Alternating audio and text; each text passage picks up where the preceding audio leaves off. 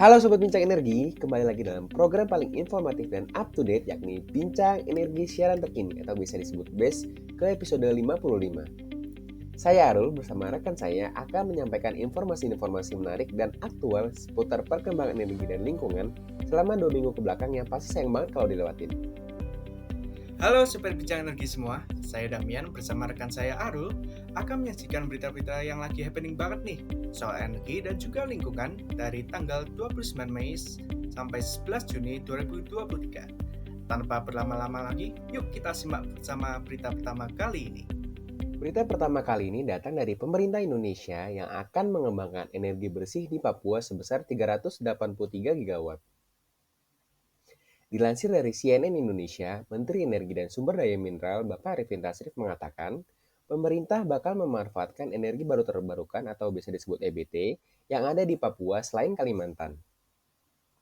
Ia mengungkapkan dalam perhelatan Green Economy Forum 2023, saat ini pemerintah tengah mendorong program pemanfaatan EBT untuk pembangkit listrik tenaga air, surya, panas bumi, biomasa, dan hidrogen dengan potensi EBT sebesar 383 gigawatt yang dapat menjadi modal green energi berbasis EBT. Ia menyebut pengembangan EBT harus secara masif karena Indonesia dihantui ancaman krisis energi. Terlebih kebutuhan energi tanah air saat ini masih dipasok dari energi fosil. Bapak Arifin merinci 42,4% energi tanah air dipasok oleh batu bara dan 31,4% dari minyak bumi. Padahal potensi EBT di Indonesia sangat besar menembus 3.000 gigawatt dengan pemanfaatan yang baru menyentuh 12,5 gigawatt. Dalam momen yang sama, ia menegaskan pengembangan pembangkit EBT dilakukan secara merata di seluruh sistem kelistrikan yang ada dengan mempertimbangkan supply dan demand.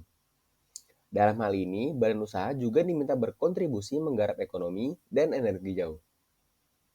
Beberapa hal yang perlu dilakukan diantaranya, pertama, badan usaha, pertambangan dan energi diminta berkontribusi melalui pengembangan pembangkit listrik EBT, melakukan efisiensi energi, memanfaatkan flare gas, membangun green refinery, hingga memanfaatkan teknologi CCS dan CCUS.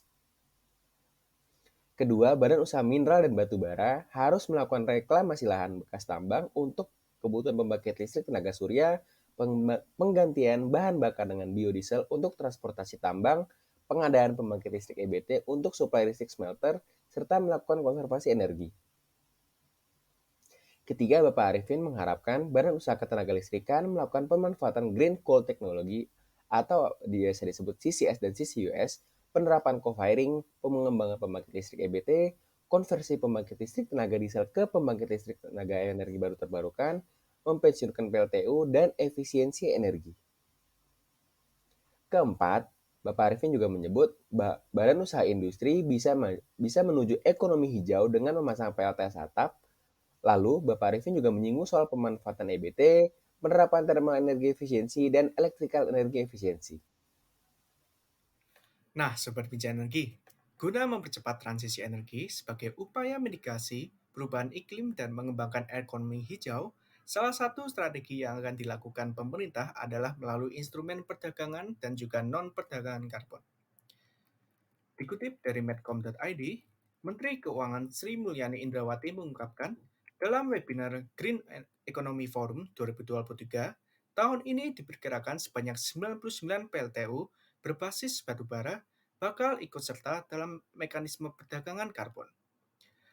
Hal itu setara dengan 86% PLTU batubara yang ada di Indonesia dengan kapasitas listrik sebesar 33.565 MW. Instrumen perdagangan karbon yang diatur pemerintah akan diterapkan secara bertahap. Pada tahapan pertama, pengambil kebijakan menyasar sektor pembangkit listrik tenaga uap berbasis batu bara untuk terlibat dalam instrumen perdagangan karbon atau emission trading system.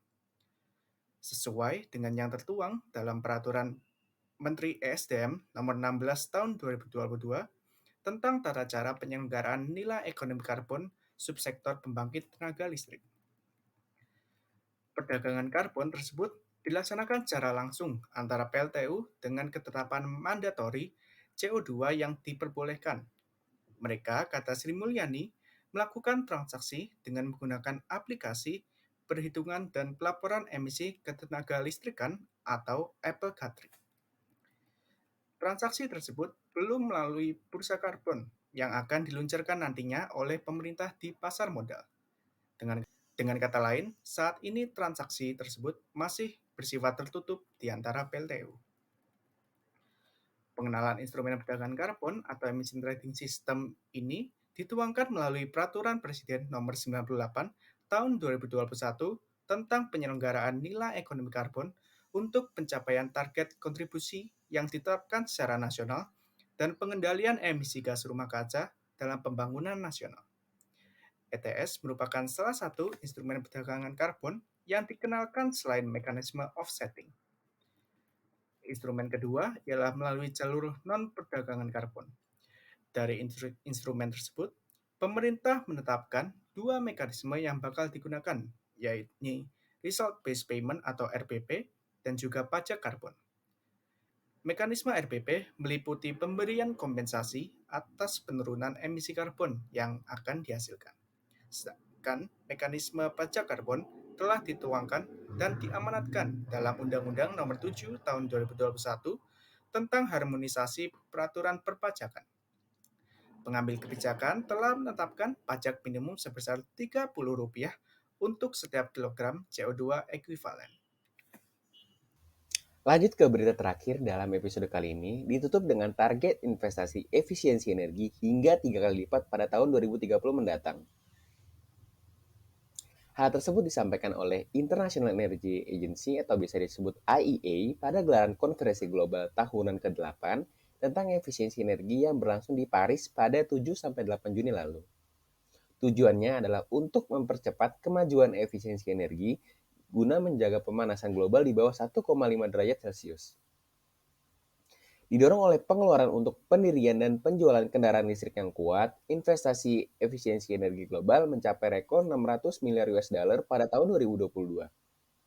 Angka ini diperkirakan meningkat menjadi 624 miliar US dollar pada tahun 2023, tetapi IEA memperingatkan bahwa tingkat pertumbuhan tahun ke tahun akan lebih rendah pada tahun 2022 karena biaya modal yang tinggi sangat membebani proyek-proyek baru yang potensial.